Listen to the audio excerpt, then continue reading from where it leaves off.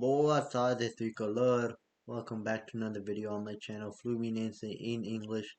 My name's Azan, so tricolor, eso gringo. Today, we have some very important news for you, tricolor.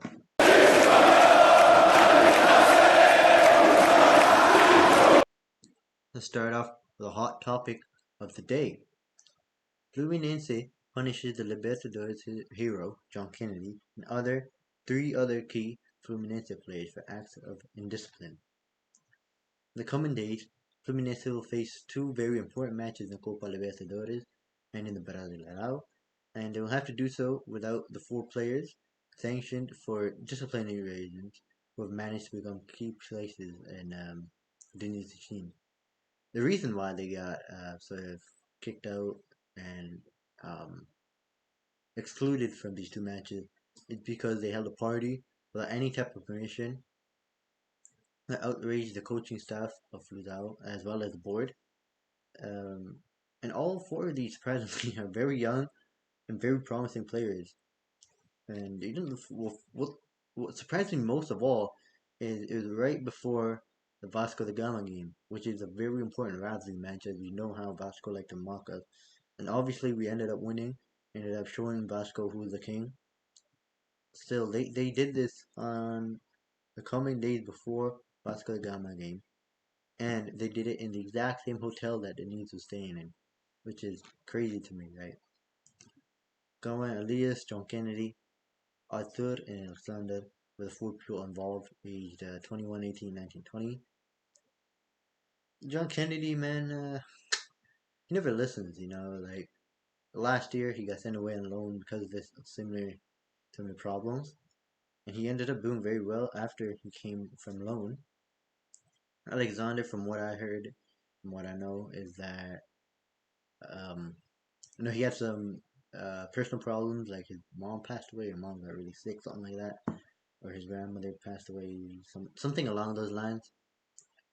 But I think what really would have happened is I think he was partying a lot, which is why he hasn't been playing any games at all, and why he hasn't been performing well in training.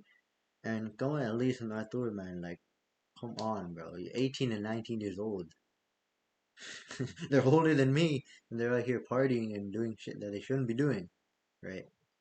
Like, they're very promising players that can become superstars for Brazil and for Fluminense in the future, but I guess these guys just don't learn their lesson, man. So we'll see what Diniz will do against Cerro Porteño and against Corinthians, as the only striker off the bench he has is Mateus Reis, the 17-year-old who is half Mexican, half Brazilian. But luckily, we're really lucky that Cano doesn't get injured that much. He's a very strong guy. So I believe he can play the full 90, and he will play the full 90. But I'll love to see Mateus Reis get some playing time. Let's head over to the second piece of news, is understanding what the change was, what was the key to improvement of Fluminense, right? As we know, in the past days, Martinelli had been playing alongside Felipe Melo in defense, and we had Lima, of all people, playing midfield. But against Vasco, Manuel came back from injury, and he started, and we had Martinelli alongside Anze and Gonzo in the midfield. And Fluminense, from what I feel, did really well against Vasco. And yeah, I think that was something that Denise hopefully should learn, is that keep Martinelli, Anze, and Gonzo together, and do not put Martinelli in the defensive line, man. No more improvisation, please, right? So let's talk a bit more about Martinelli, right? He came to the Fluminense professional team in 2020, and he's definitely not been slow to become a prominent member of the team, right? He's only 22 years old, and he's for a young guy, he's really good, right? For uh, for many a weak point of Tricolor 2022, the first year of Denise's second stint with the Tricolor. He didn't do that well, right? but he became really prominent, I would say, near the end of 2023, in the Libertadores and a bit of the World Cup as well, the Club World Cup. And I feel he did really well. He did really well against Vasco. Obviously, he scored the game-winning goal, but apart from that, he was really good. He does well in defense. Don't get me wrong, he does really well in defense.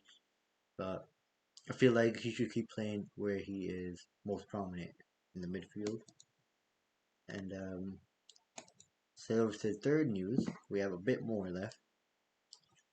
Fluminense has changed the training place in Paraguay, where they were supposed to be training is not where they are training. I'm not going to try to pronounce the team name. Portivo Locoyo. See, as I said, right. I'm a gringo. My Spanish and Portuguese is not the best, right? Basically, Thursday, tomorrow, Fluminense will face Cerro Porteño, the match valid for the third round of the group stage for the Copa Conmebol Libertadores. We are searching for a back-to-back championship. Will be played at the General Pablo Rojas Stadium, better known by the name of La Ola, at 7 p.m. Brazilian time, 6 p.m. Eastern time, and local time in Paraguay. In the view of this, we were supposed to train today. However, we weren't able to, as Victor Lesa said. The heavy rain occurred yesterday, I believe. We weren't able to train at the location we were supposed to train due to like some drainage system and all the floods and heavy rains and everything. We switched the training ground over to the General Diaz Stadium, which is closer to where the Fluminense squad is staying, but isn't as good as um, the previous location.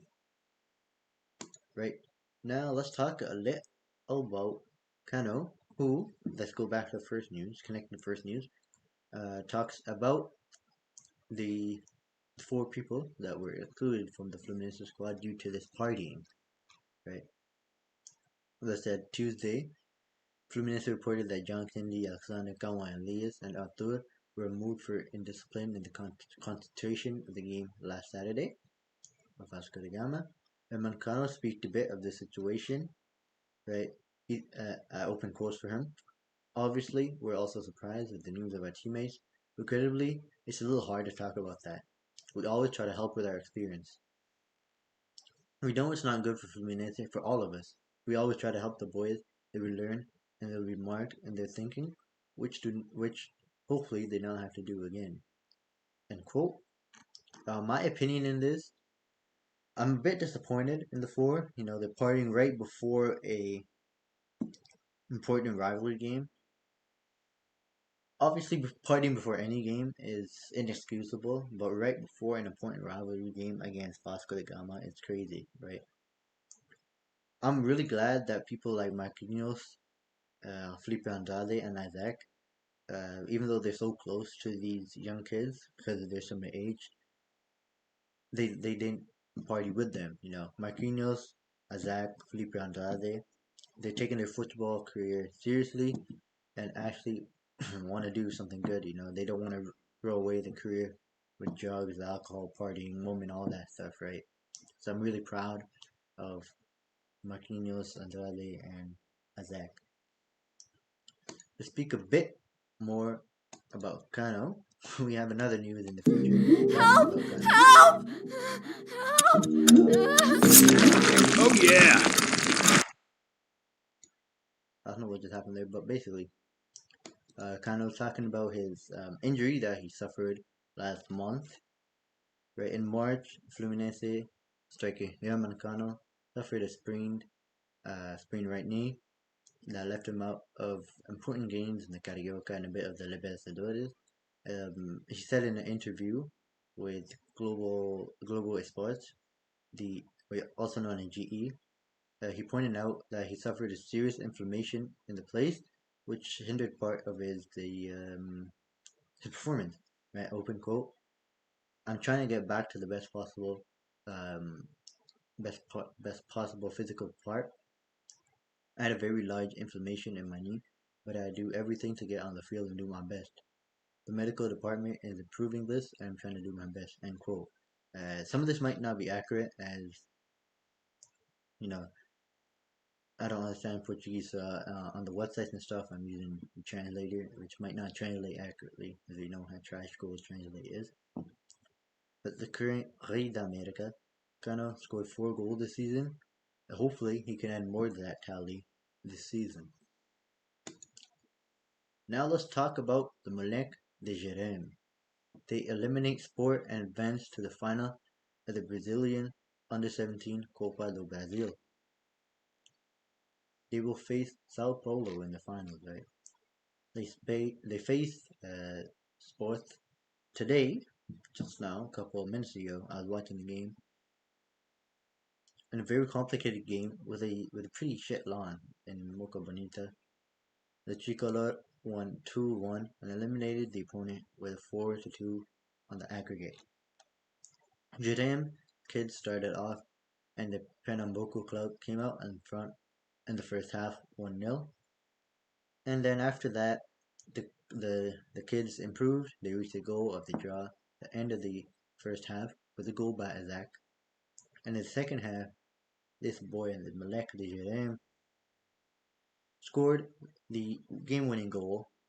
Not that it really mattered, we were already winning with the score 1-1 on aggregate. But now Fluminense will face Sao Paulo in the decision, the final match of the Under-17 Copa do Brasil. The last news of today, talk about Mancano and Mario Bittencourt's first call together. Striker Mancano has become a name that will forever be marked in the history of Fluminense, as we know he's probably one of the biggest idols Fluminense has ever had in its history. Right? When Mario Bittencourt calls Mancano, he's in Argentina enjoying the holidays with his family. After the call, he spoke with his wife, and his wife really liked the offer, and Mancano agreed with the offer, and the rest is history, you know. 2-time Carioca championship and Libertadores championship, and probably one of the biggest idols in Fluminense history. All in all, he scored 88 goals for the Tricolor in his 3 years, 44 in 2022, 40 in 2023, and 4 this year, and hopefully he can get even more to that tally. Now, this is the end of the video. Thank you for watching if you made it up to this point. If you have made it up to this point, make sure to like, subscribe, drop a comment down below, and in the comments, make sure to click on the WhatsApp link, as that link is our news channel link on WhatsApp, and the link in the description. I've linked our group chat where you can chat with me, Enzo, Marquinhos, and other tricolor, and have some fun, you know. Also, make sure to tune in on Sunday at 6 p.m. EST, as me and Enzo will be doing a live talking about Fluminense and Fluminense news right after the game against Corinthians. So, see you later, Tricolor. Have a good night.